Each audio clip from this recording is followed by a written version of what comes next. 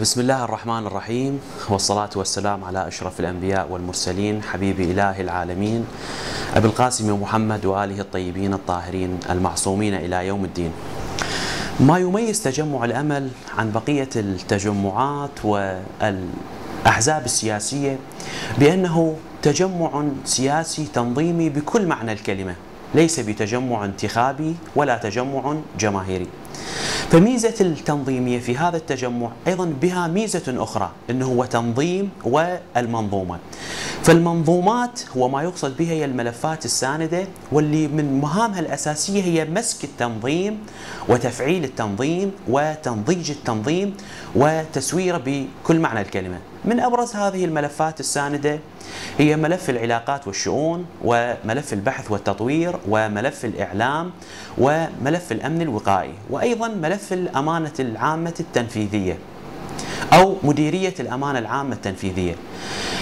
يمكن أن نسميها بأنها هي القلب النابض في التنظيم أو العمود الفقري للتنظيم.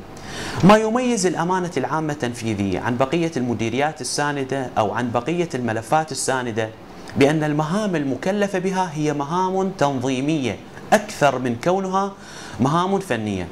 فالميزة الأساسية أو المهمة الأساسية لمديرية الأمانة العامة التنفيذية أو ملف الأمانة العامة التنفيذية هو ترسيخ ثقافة قدسية الاجتماع لدى المنتظم. هذه المهمة الأولى.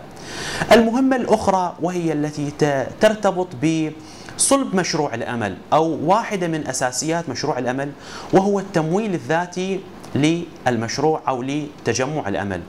فالمتعارف عليه أن تجمع الأمل يعتمد على مبدأ التمويل الذاتي، وهذا التمويل الذاتي يأتي لقضية استقلالية القرار المتخذ داخل تجمع الأمل أو مشروع الأمل، والذي يكون ابتداء من سماحة السيد عمار الحكيم والقيادة المركزية وقيادة المحافظات.